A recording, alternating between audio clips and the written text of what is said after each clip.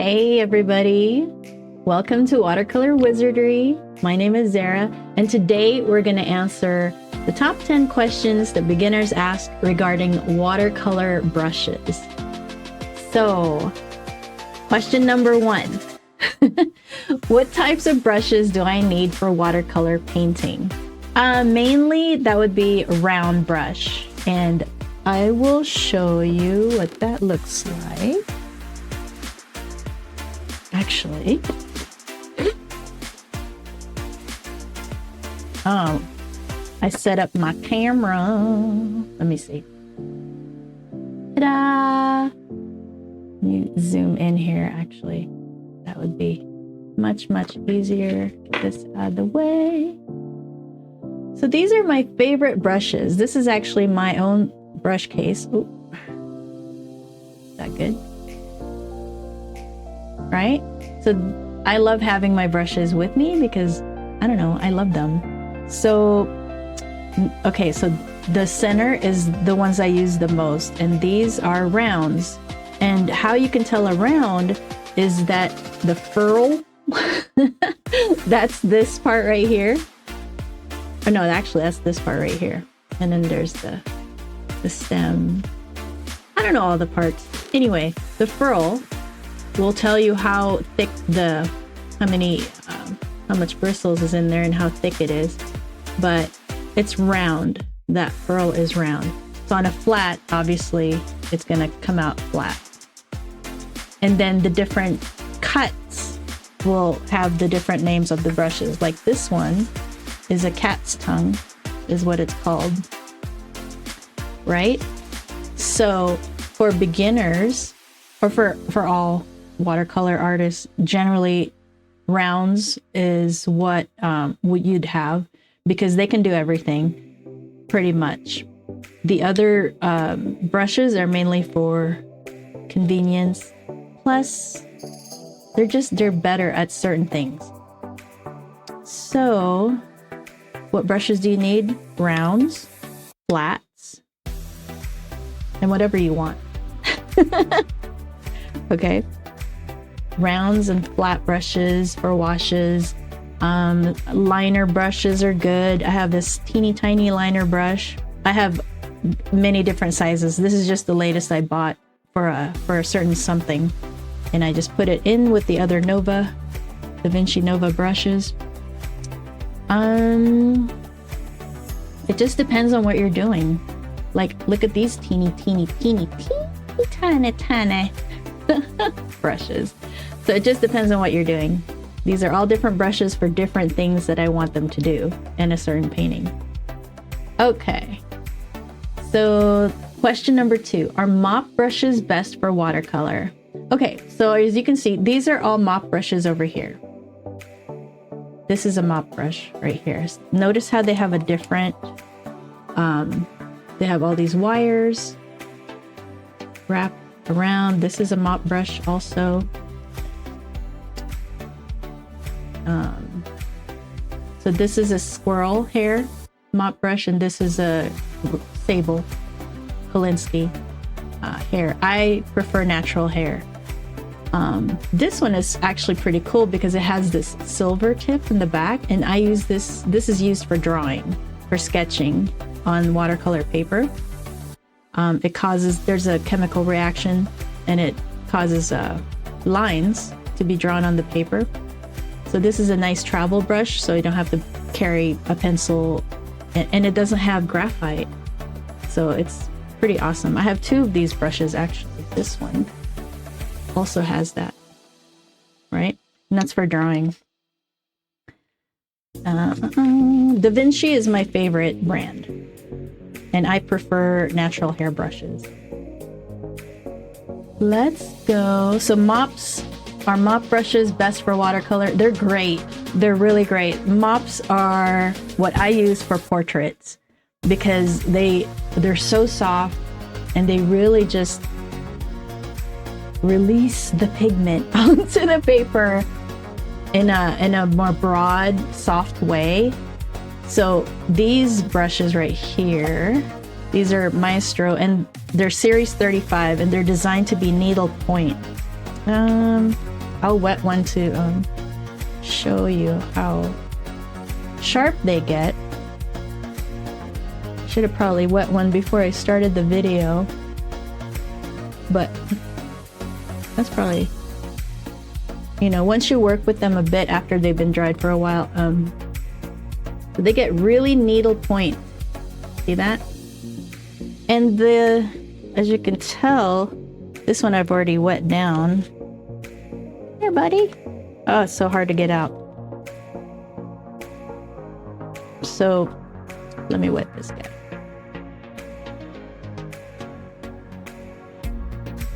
I love Da Vinci because I love their brushes. I'm sure there's other makers, but look how needlepoint that is. And this is a floof ball, right? This is like, well, this is smaller, but you know, it's floofy when it's dry. But it goes needlepoint once you get it wet. And so that way you can do really tight lines, you know, like a liner brush. And that's why I really love these Maestro brushes. Series 35. There's different Maestros. I hope that's not confusing. As a beginner though, you can start with some synthetic brushes. It really depends on your style. It depends on the style you're doing. So as an example, like, okay, so see this gorgeous painting, right? This painting is currently done with these brushes, and they're synthetic, very inexpensive. This whole set is $10 on Amazon. They're the Princeton Select. It's the round set. It goes to 6 and 3/0, and that's the smallest. But they are for me a little frustrating to work with, because I'm capable of handling a different brush and a different level of paint on the brush, and these don't hold much water and paint, which is good for beginners because then you go slowly. It really helps you slow down.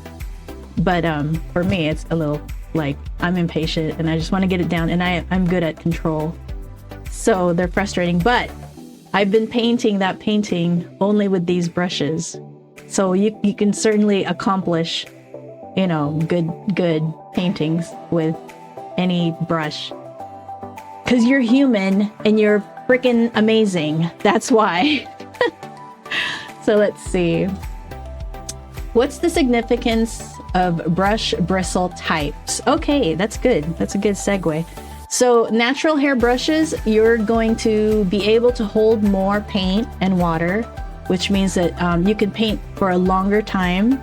As long as you're good at water control, then you're not gonna overpaint or over dump a lot of pigment in a section pretty easily. With synthetic bristles, they don't hold that much water, which, you know, is good. It's good for beginners because it slows them down, like I said before. And I recommend them, but at the same time, it's hard to say if I'm able to just control them better, because I know, you know, like I can have a feel for water control, but I think it would be good for beginners. I do still think that they would be decent. And but if you want to go up a level, there are other synthetics that are, you know, will hold a sharper point. Like, I'll wet this down and I'll compare it with this guy, because they're about the same. All right, so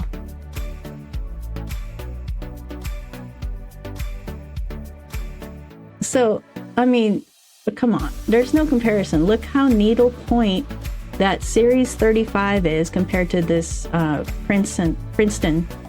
But if you look at how much this is, it's quite a bit more money.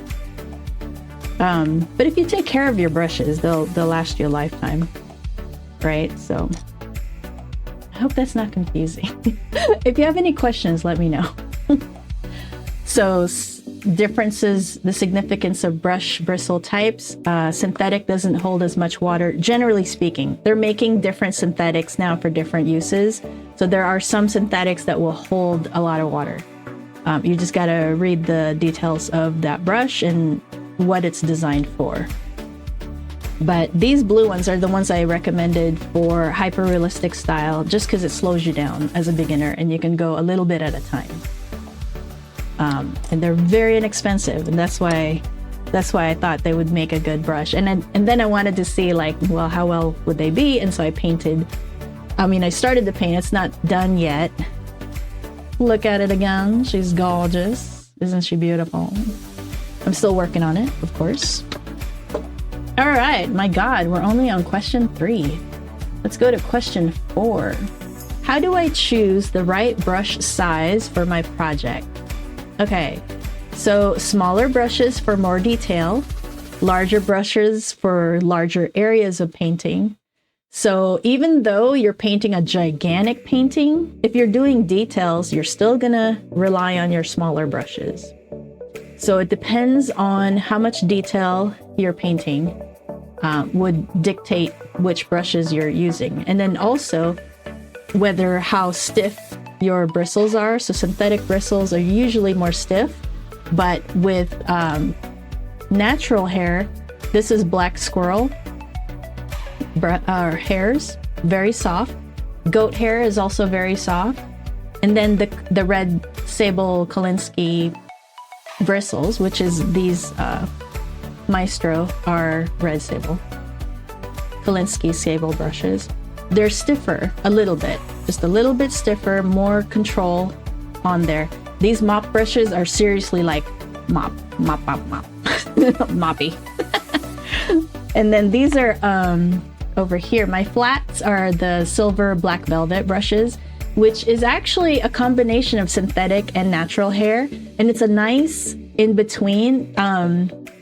They're still going to be more expensive than synthetics, generally speaking. There's so many brushes out there now. It's crazy. And I understand the confusion. Back behind here, I also have the silver black velvet brushes too. See? I like them. A little short. Yeah. So, yeah. All right, so just so you know, I would love it if you would subscribe in case you're having a good time on the video and learning things. I would greatly appreciate it because I would love to reach monetization. And thank you for subscribing and coming back and watching videos.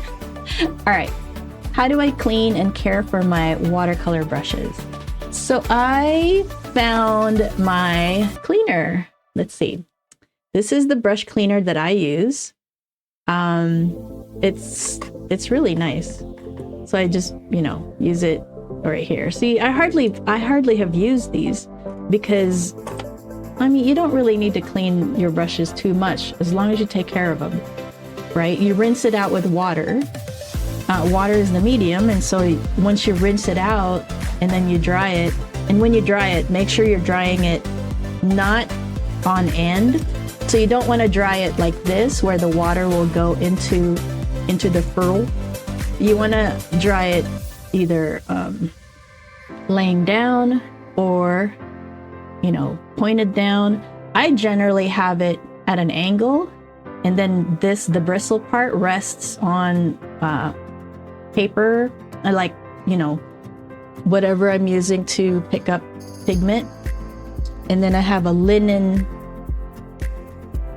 sheet that I lay them on. And so at an angle, the linen or the cotton, is it cotton? Linen. I have linen, I don't know. But the material, I'm thinking, will pull the water out of the furl. Because what happens is, for a lot of people, when they leave their brushes, don't leave your brushes in the water jug. Because then this will be at an angle, and then your brush will rest at the bottom of that water jug bent, and that could permanently bend your hairs. which you don't want. So I just leave mine laying down and let them dry that way.